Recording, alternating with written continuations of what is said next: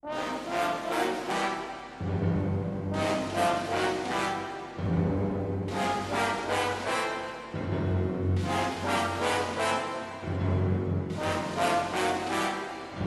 guys, this is Alex the Kaiju fan coming at you with another video. Today, I'm doing a face cam video, and instead of using the Windows webcam on my computer, I'm using my actual camera, and I just have a bunch of boxes stacked up, and I'm not sure if the camera angle's that good or if better than when I used to do it on my laptop. But the reason why I changed my style of doing it from the laptop is because on the laptop, my audio is kind of worse than what it probably is right now. It already had a sound in the background. Like every time I'll talk, they'll be like, so I'm like, oh my goodness, I gotta find a better way. And I'm like, why don't I just use my camera? My camera doesn't always have sounds, and when I edit in the music, it still sounds pretty good, which I'm not sure if I'm gonna edit music or whatever. But today will be a movie review, and today will be Kaijuzilla 621's Shinofield, the movie that most of us were excited about, and it's 10:30, so I saw this movie pretty early. So anyway, let's begin with the movie. This is a found footage movie, and if you could tell by the name Shinofield, it is pretty much a spoof of the movie Cloverfield, which, to be honest, which movie I enjoyed more, I have no idea, because I actually would say that I enjoyed this movie more, because I don't know why, it just seemed like a more entertaining movie than Cloverfield, because Cloverfield was like, oh, but this movie was like, oh, it's just, I don't know. I guess for a professional movie, Cloverfield wasn't the best. For a fan film, Shinofield is one of the best. So pretty much, I'll go over the plot. For the plot, it's not really too much to say because the plot is just kind of going along. So Kaijuzilla 621 is Edward or Esther. I don't know. I forgot his character's name. I'll probably have it down here what this character's name will be. Would be once I rewatch the clip where he says his name. But anyway, pretty much, Kaijuzilla 621 plays as this character who goes to New York, which actually really did go to New York. That's what's funny.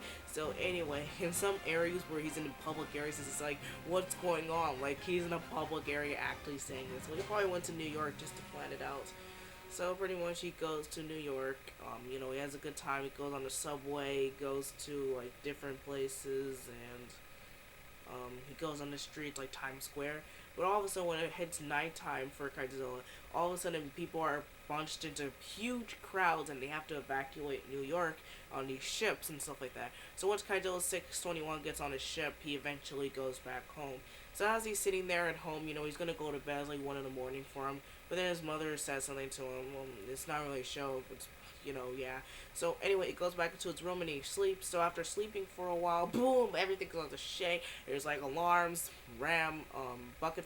I said bucket, bullet fire, and pretty much the little alarm that goes on.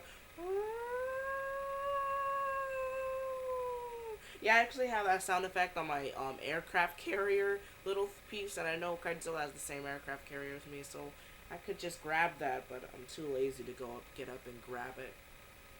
Deal with it. I'm just kidding. So pretty much, then we have Godzilla. He's running all around trying to get out of the house, but eventually he stops and looks at a news report on CNN, which I don't even watch CNN a lot. Deal with it. So CNN is pretty much on, and they're talking about this creature that's going around, destroying the city of New York and pretty much causing a huge rampage.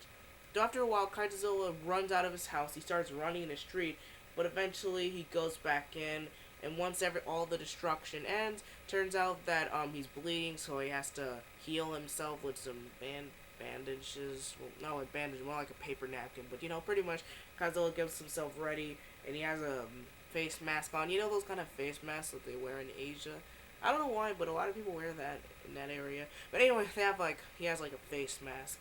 So he's walking all around, and eventually he tries to run away from Shinomura. I said Shinomura. I'm thinking about Space Wings Monster. Shinomura and Mushino. They sound like they could be partners. I don't know why. I don't know. I just got a cough from nowhere. So anyway, Mushino is pretty much destroying the city. Then that's when Kaijuzilla is talking about the military has to stop this creature. It killed his whole family. What's really interesting is that when Shinomura was going on his rampage, apparently Shinomura must have killed his mother because we don't see her, or even he's not mentioned for the rest of the movie. And eventually Godzilla is like, this is the end, this is my time, the military is going to drop the nuke. But before the military could drop the nuke, he gets stepped on by Mushino. And I'm so sorry for the cough. I know it's just unprofessional, but you know, what if I do a re-review and I might forget some details that I've had in this video. Anyway, so that's pretty much the plot. Spoilers for the entire movie. It's like 27 minutes. That's pretty much as fast as I could summarize it. So for the music, I don't think there was really any music at all. There was no music whatsoever. It was a found footage film. Similar to Cloverfield, there was like no music. There was no music in this movie. So yeah, and also there's a lot of Easter eggs, like Godzilla toys. There's even a Tyrannosaurus Rex. I also forgot to say that the opening started off with Godzilla at a museum. I forgot to mention that. So that's pretty cool.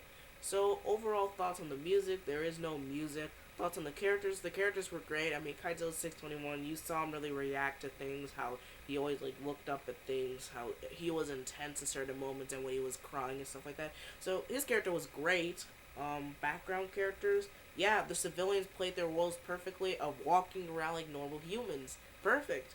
And helicopter pilots were probably the second best characters. Actual real life helicopter pilots, best characters next to Kaizola. Second best characters next to Kaizola. And then that's pretty much all for the characters, pretty much. Next, I'm going to talk about sets. Thoughts on the sets. The sets were actually in New York. It says New York is one of my favorite cities in the U.S. New York, very great set. Next set, the replication of New York for Godzilla 621's Mushino action.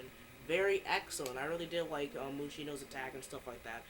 Then you also got like the wilderness set, excellent too. Godzilla had a wide variety of sets. There was like a new set every like 5 to 2 minutes. There was always like a different area where Godzilla was going to be, and I loved it. Okay, thoughts on the monster action. Mushino was probably in the movie for like 4 minutes, if not less. Probably like 2 minutes at the most. But it was cool, you know? It was intense. So, again, monster action. There's not really monster action, but you can definitely feel the monster's presence. At least more than Cloverfield, you know? Cloverfield, like, oh god, where's Cloverfield? But, you know, here you can actually feel Mushino's presence.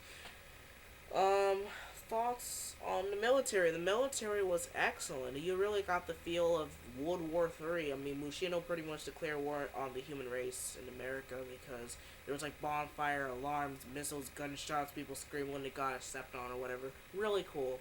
So overall, this was a really cool movie. Is it better than The Return of Godzilla? That's a really hard one to say. The Return of Godzilla was also really good too. You know, it was a really good movie, but it had more character development. Actually, both movies had a lot of character development, but in different ways. Is it better than Godzilla X Gigan X Mothra? Not really sure, to be honest. You know, this movie actually inspired me to do something like that. Maybe if I want to make my own Godzilla 2014 movie, I might do that for something like that. But anyway, I give this movie overall a 9.5, 9.8 out of 10, actually. I just changed it because I really did enjoy this movie. Even though Mushino was in the movie for barely any time, Godzilla was not in the movie. Even the military was barely in it. I mean, yeah, the military is probably in it for like 6 minutes with all the helicopter ships and stuff like that. But overall, I really did enjoy this movie. So yeah, thank you guys for watching. I hope you guys have enjoyed this Kaiju fan film review. If you have any Kaiju fan films you want me to review or anything like that, post down in the comments below. Like, comment, subscribe. Please help me reach the 400 subscribers. I'm just staying stuck in this 370 range. It's like, I'm barely getting anywhere nowadays. But anyway, thank you guys for watching. Hope you guys have enjoyed this video. Bye!